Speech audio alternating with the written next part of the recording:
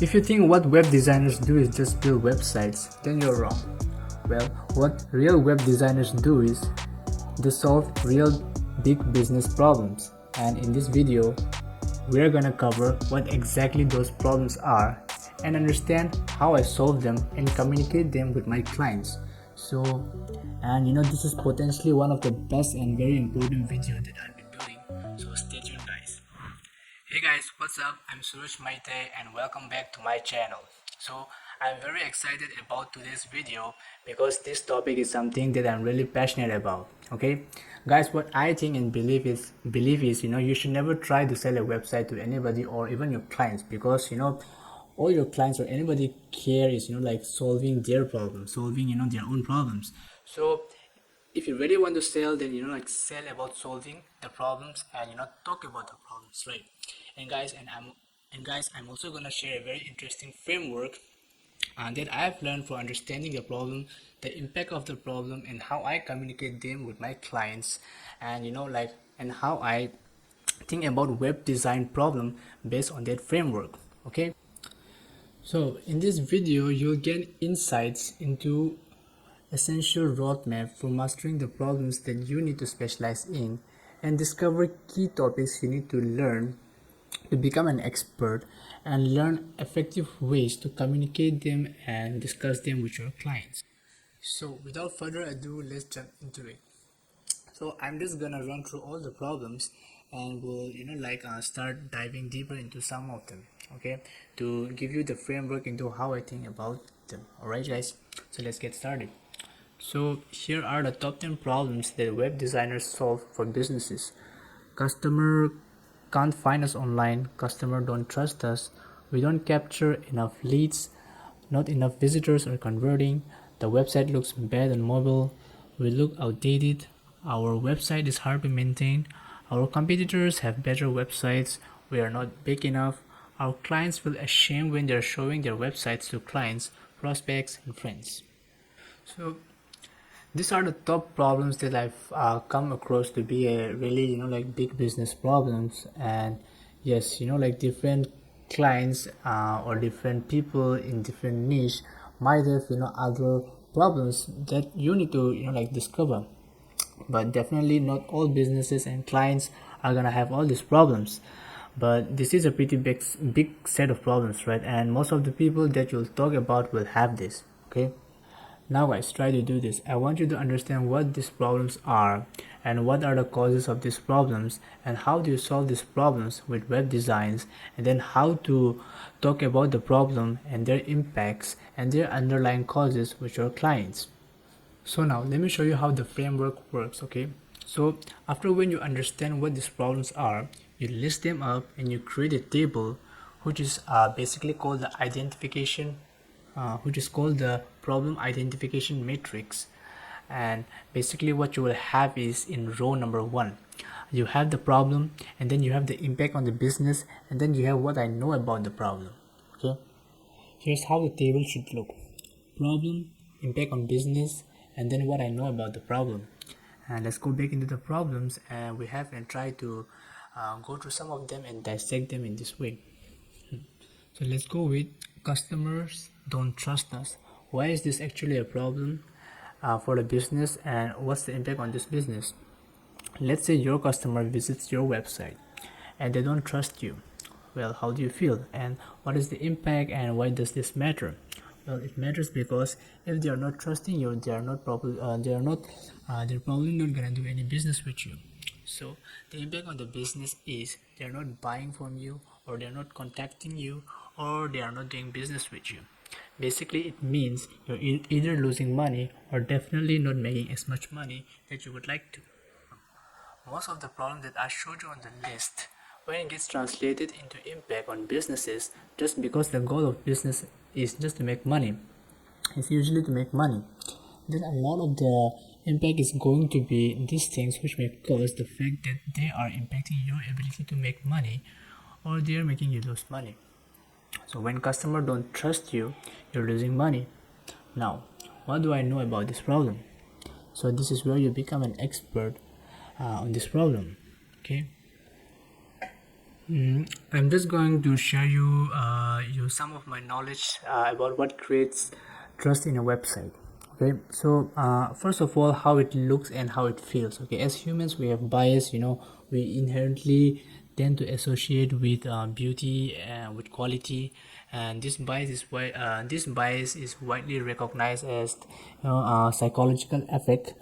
And when we encounter something visually unpleasing, such as poor alignment, unfavorable color combinations, or bad fonts, our brains instinctively, label it as untrustworthy. Conversely, when elements like element alignment, image quality, and font choices are well executed, our brains are wired to perceive them as trustworthy, even if users may not consciously comprehend design intricacies, right? So I can also say that one of the things that cause trust in general is what's called social proof. Meaning, if you see other people have trust in that business or the service in past before, that's going to create trust. That's why reviews and testimonials and that kind of things help create trust, and they are being used all over the place, not only in website but in sales in general too.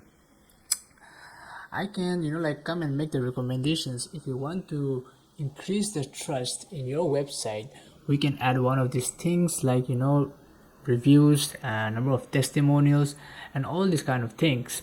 So the fact that I'm an expert on this specific particular problem of creating trust helps me to educate the client about the problem that they have right now in their business and how it's impacting their business, and also what needs to be done in order to solve this problem, right?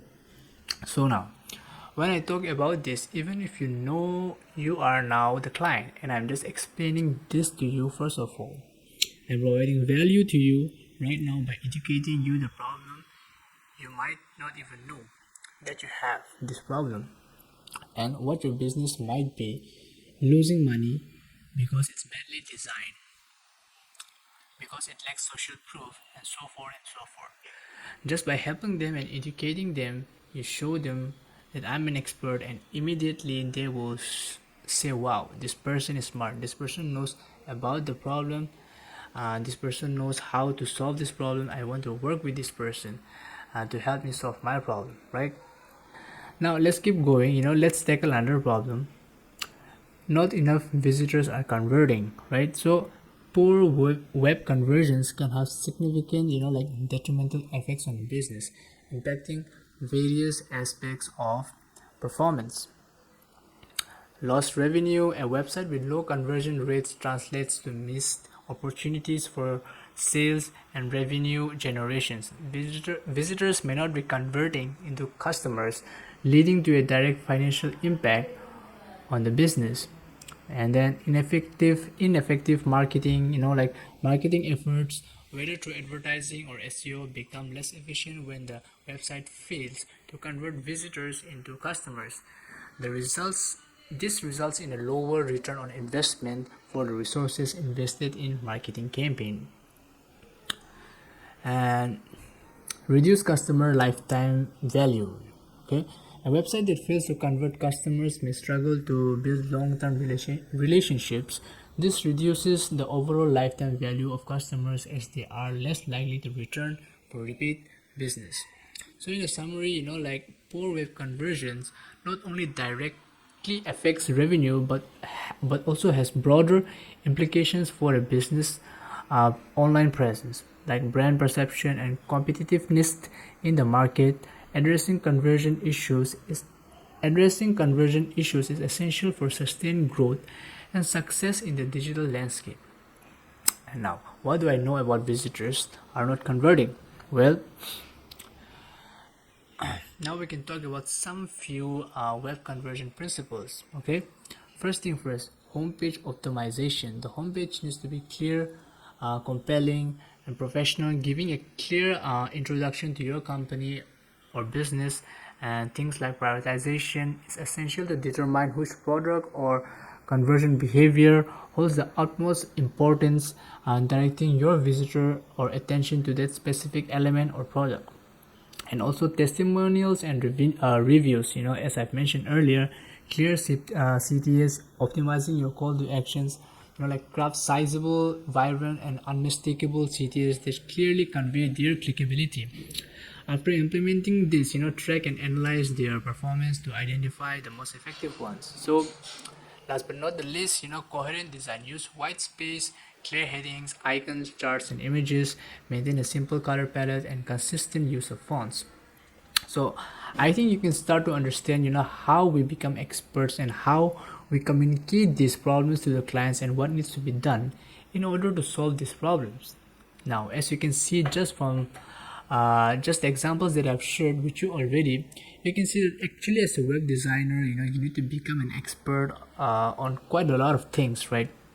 You need to become an expert on the visual design, right? If you understand the choosing the right fonts and colors and stuff like that is going to help build trust. You need to help build trust, then you need to become an expert on that. And if you understand the psychology on how you structure and understand principles like social proof and things like that are going to build trust, right?